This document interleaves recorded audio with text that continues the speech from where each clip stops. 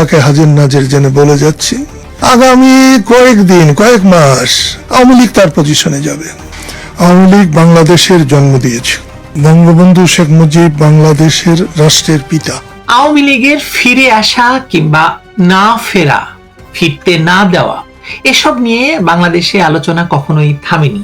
2024 সালে ক্ষমতা দখল করে আওয়ামী লীগকে দেশ ছাড়া, নিষিদ্ধ এবং একের পর এক আওয়ামী লীগ নেতাকে হত্যার পরও আওয়ামী লীগকে ফিরতে দেওয়া হবে না বলে প্রতিদিন হুঙ্কার ছাড়ে সকালে এনসিপির গুন্ডারা, আর সন্ধ্যার টক শোতে গিয়ে বয়ান ঝাড়ে বিএনপির পান্ডারা। আর জামায়াত ইসলামী, শিবির, এনসিপি, বিএনপি, ছাত্রদল সকলে মিলে মাঠে কুপিয়ে গুলি করে হত্যা করে আওয়ামী লীগ কিংবা ছাত্রলীগের নেতাকর্মীদের, ঝুলিয়ে রাখে লাশ। হত্যা করে লাশ ঝুলিয়ে রাখাটা এখন বাংলাদেশের রাজনৈতিক সংস্কৃতি। বাংলাদেশ এই রাজনৈতিক নৃশংসতা আর কখনোই দেখেনি, কখনো দেখবে বলেও বিশ্বাস করতে চাই না। এত কিছুর মধ্যেও কেন আওয়ামী লীগ যে সবসময় বাংলাদেশের রাজনীতির সবচেয়ে গুরুত্বপূর্ণ বিষয়, সেটা নিয়েই আজকের আলোচনা।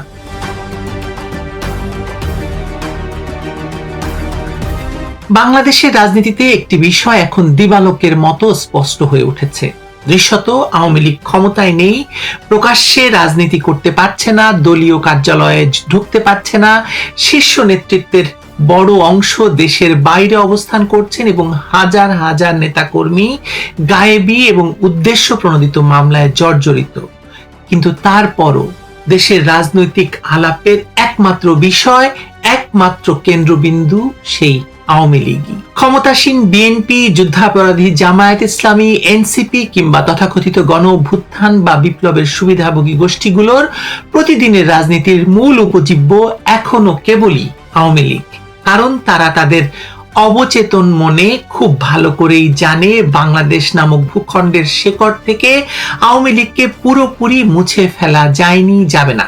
যদি সত্যি আওয়ামী লীগ শেষ হয়ে যেত, নিঃশেষ হয়ে যেত, তাহলে প্রতিদিন টক শোতে বসে কিংবা সংবাদ সম্মেলন করে আওয়ামী লীগকে নিষিদ্ধ রাখার দাবি তুলতে হতো না। তাহলে চট্টগ্রাম নগরীর সাগরিকা ফ্লাইওভারে ঝুলন্ত অবস্থায় উদ্ধার হওয়া আকবর্ষা থানা ছাত্রলীগের মুক্তিযুদ্ধ বিষয়ক সম্পাদক কাওসার আহমেদের নির্মম হত্যাকাণ্ডকে তড়িঘড়ি করে পুলিশের মাধ্যমে আত্মহত্যার বয়ান দিয়ে ধামাচাপা দেওয়ার চেষ্টা করতে হতো না। কাওসারের এই ঝুলন্ত নিথর দেহটি কেবল একটি লাশ নয়, এটি বাংলাদেশের বর্তমান ভয়ঙ্কর ফ্যাসিবাদী রাজনৈতিক বাস্তবতার এক জ্বলন্ত দলিল।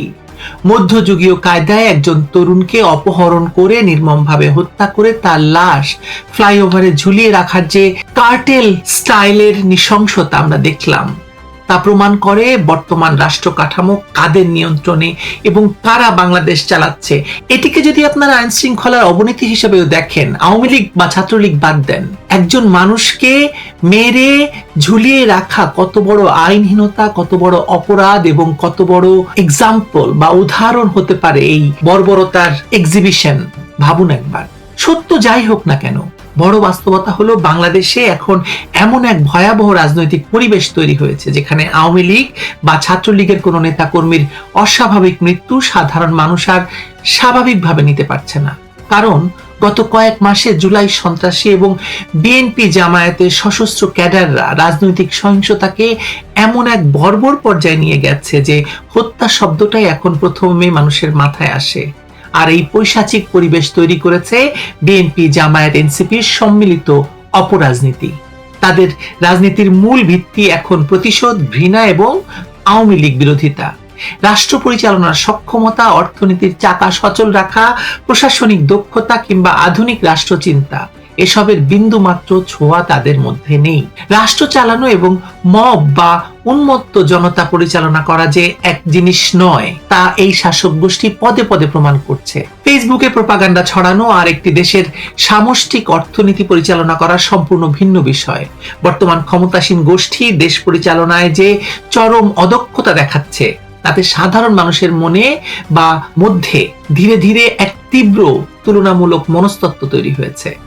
মানুষ এখন প্রতিনিয়ত আগের সময়ের সঙ্গে বর্তমান সময়ের তুলনা করছে। বিদ্যুৎহীনতা, লাগামহীন বাজার দর, চরম নিরাপত্তাহীনতা, ভেঙে পড়া প্রশাসন এবং আন্তর্জাতিক সম্পর্কের অবনতি সবকিছু মিলিয়ে মানুষের একটি বিশাল অংশের মধ্যে প্রশ্ন তৈরি হয়েছে, আসলে কি আমরা ভালো আছি নাকি আগে ভালো ছিলাম? এই প্রশ্নটাই বর্তমান বাস্তবতায় আওয়ামী লীগের সবচেয়ে বড় রাজনৈতিক অক্সিজেন।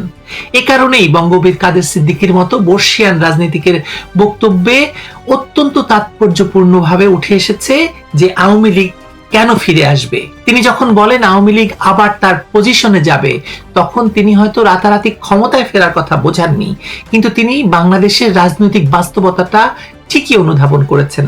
এই দেশের সবচেয়ে পুরনো, সাংগঠনিকভাবে সবচেয়ে বিস্তৃত, দক্ষ এবং মহান মুক্তিযুদ্ধের সঙ্গে সরাসরি জড়িত একটি দলকে চিরতরে নিষিদ্ধ করে রাখা যে প্রায় অসম্ভব, সেটা তার চেয়ে ভালো খুব কম মানুষই বোঝেন। আরেকটা অত্যন্ত গুরুত্বপূর্ণ বিষয় হলো, যারাই বলছে যে আওয়ামী লীগ নিশ্চিহ্ন হয়ে গেছে, আওয়ামী লীগ কি আসলে পুরোপুরি নিশ্চিহ্ন হয়ে গেছে? আওয়ামী লীগকে নিষিদ্ধ করতে পেরেছেন? তারা আছে, সর্বত্র আছে এবং তারা দৃশ্যমান। তৃণমূল পর্যায়ে আওয়ামী লীগের সাংগঠনিক যোগাযোগ এখনো নিবিড়ভাবে টিকে আছে। বিভিন্ন এলাকায় নেতাকর্মীরা ধীরে ধীরে কৌশলে এলাকায় ফিরছেন, অনেকে প্রকাশ্যে না হলেও গোপনে সংগঠিত হওয়ার কাজ চালিয়ে যাচ্ছেন। এমনকি নিষিদ্ধ অবস্থাতেও বাংলাদেশ ছাত্রলীগ বিভিন্ন ক্যাম্পাসে নিজেদের যোগাযোগ রাখছে এবং তারা কমিটি দিয়েছে। সামাজিক যোগাযোগ মাধ্যমে বিভিন্ন ইউনিটের নীরব অথচ দৃঢ় রাজনৈতিক উপস্থিতি প্রমাণ করে দলটি একটি আন্ডারগ্রাউন্ড রাজনৈতিক পুনর্গঠনের পর্যায়ে প্রবেশ করেছে। এখন আওয়ামী লীগের সামনে রাজনীতিতে প্রত্যাবর্তনের মূলত দুটি পথ খোলা রয়েছে। প্রথম পথ হচ্ছে প্রতিপক্ষের ব্যর্থতার জন্য অপেক্ষা করা। অবৈধ ইউনূস সরকারের পতনের পর ইউনূস সরকারের বর্ধিত সংস্করণ, তারেক রহমানের সরকার যে ক্ষমতায় আছে, তারা দেশ চালাতে চূড়ান্তভাবে ব্যর্থ হবে এবং জনগণের মধ্যে ক্ষোভের দাবানল জ্বলবে। তখন সেই জনরোষের সুযোগ নিয়ে আওয়ামী লীগ ফিরবে। এটা একটা পথ, তবে এই পথটি দীর্ঘ এবং অনেকাংশেই হয়তো ভাগ্যের উপর নির্ভরশীল। দ্বিতীয় এবং অধিকতর কার্যত পথটি হচ্ছে আরো অ্যাক্টিভ হওয়া, সক্রিয় রাজনীতিতে ফিরে আসা, যেটি আওয়ামী লীগ শুরু করেছে বলে আমি দেখতে পাচ্ছি। সাংগঠনিক পুনর্গঠন, তৃণমূলের সঙ্গে নিবিড় যোগাযোগ, নতুন নেতৃত্ব তৈরি, আন্তর্জাতিক মহলে জোরদার কূটনীতি এবং ডিজিটাল রাজনৈতিক উপস্থিতি শক্তিশালী করার মাধ্যমে সুযোগ বুঝে রাজনৈতিকভাবে দৃশ্যমান হয়ে যাওয়া, যেটা আমরা দেখতে পাচ্ছি। বাস্তবে আওয়ামী লীগের জন্য এই দ্বিতীয় পথটি যে বেশি কার্যকর, সেটা আওয়ামী লীগের প্রধান নেতৃত্ব বোঝেন, মনে করেন এবং তিনি সেটা নির্দেশনা দিয়েছেন বলে শোনা গেছে। সবচেয়ে বিস্ময়কর ব্যাপার হলো, আওয়ামী লীগকে ফেরানোর ক্ষেত্রে সবচেয়ে বড় ভূমিকা হয়তো দলটি নিজে রাখছে না, বরং তাদের প্রতিপক্ষ বিএনপি, জামায়াত, এনসিপি সহ বাকি যারা, তারাই সেই ক্ষেত্রটি প্রস্তুত করে দিচ্ছে। গণ অধিকার পরিষদের সাবেক সাধারণ সম্পাদক রাশেদ খান সম্প্রতি ইসলামী ছাত্র শিবিরকে উদ্দেশ্য করে বলেছেন যে, যা শুরু করেছেন আপনাদের কারণেই আওয়ামী লীগ ফিরবে। এই বক্তব্য প্রমাণ করছে যে তথাকথিত গণ অভ্যুত্থানের সুবিধাভোগীরাও এখন শিবিরের আগ্রাসী রূপ দেখে ভীত। শিবির এবং তাদের মিত্র রাজনৈতিক শক্তিগুলো এখন এমন এক অসহিষ্ণু এবং আধিপত্যবাদী আচরণ করছে যা সাধারণ মানুষের মনে চরম আতঙ্ক তৈরি করছে। সাধারণ শিক্ষার্থীর ছদ্মবেশে সরকারি চাকরিতে এবং প্রশাসনের রন্ধ্রে রন্ধ্রে অনুপ্রবেশ করে তারা রাষ্ট্রযন্ত্রকে গিলে খাচ্ছে। তাদের কথায় কথায় আরেকটা গণ অভ্যুত্থান ঘটানো হবে, 16 দিনের মধ্যে সরকারের পতন ঘটানো হবে কিংবা আওয়ামী লীগের অবস্থা করা হবে বলে যে ফাঁকা আস্ফালন এবং হুমকি ধামকি, তা দেশের মানুষকে রাজনৈতিকভাবে ক্লান্ত, বীতশ্রদ্ধ এবং আসলে ভীত করে তুলছে। বাংলাদেশের মানুষ এই অরাজকতা, রাজনৈতিক সহিংসতা আর চায় না, তারা চায় স্থিতিশীলতা। আর ঠিক এই শূন্যস্থানটিতেই আওয়ামী লীগের প্রাসঙ্গিকতা নতুন করে তৈরি হচ্ছে। আপাতভাবে দলটির ভেতরে যতই বিচ্ছিন্নতা, ভুল ত্রুটি, সীমাবদ্ধতা আপনারা দেখেন না কেন, তাদের একটি সুনির্দিষ্ট রাজনৈতিক আদর্শিক ভিত্তি রয়েছে। বাঙালি জাতীয়তাবাদ, ধর্মনিরপেক্ষতা, গণতন্ত্র, সমাজতন্ত্র বা সামাজিক ন্যায় বিচারের ধারণা, আধুনিক রাষ্ট্র পরিচালনার জন্য যে প্রগতিশীল মনন প্রয়োজন, তা আওয়ামী লীগের নীতিতে বিদ্যমান। অন্যদিকে বিএনপি, জামায়াত, সেনাবাহিনীর যে সম্মিলিত শক্তি আজ দেশ শাসন করছে, তারা ঐতিহাসিকভাবেই ধর্মবাদী এবং পশ্চাৎপদ।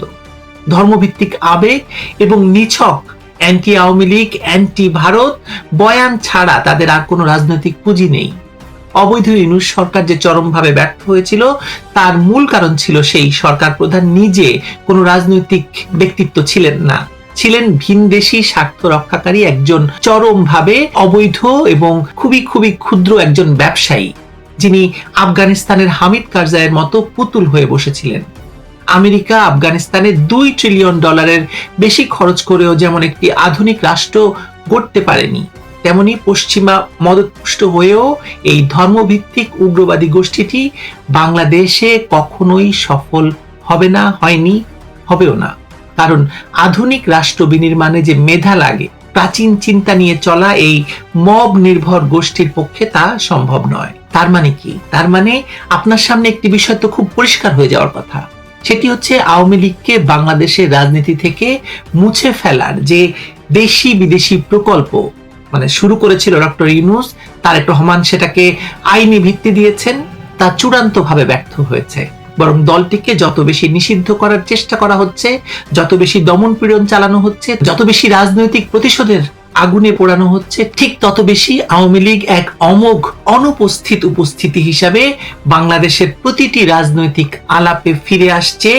চায়ের টেবিলে, চায়ের দোকানে, চায়ের স্টলে, ক্যাম্পাসে, রাজনৈতিক আলোচনায়, টকশোতে, সর্বত্র দমন পীড়ন দিয়ে কোন আদর্শিক রাজনৈতিক শক্তিকে নিশ্চিহ্ন করা যায়, ইতিহাস সেটা বলে না। বাংলাদেশে সেটা বহুবার চেষ্টা হয়েছে, ফেল করেছে। তাই বিএনপি, জামায়াত, এনসিপি যতই আস্ফালন করুক না কেন, তারা প্রতি মুহূর্তে আওয়ামী লীগের ছায়াকে ভয় পাচ্ছে।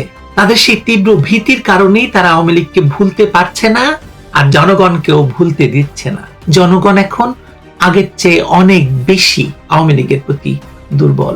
আপনাদের কাছে সেই প্রশ্নটি রেখে গেলাম, আওয়ামী লীগ কি এখন এই মুহূর্তে বাংলাদেশের সবচেয়ে জনপ্রিয় রাজনৈতিক দল? আশা করি উত্তরটা আপনারা লিখবেন। ভালো থাকবেন সবাই।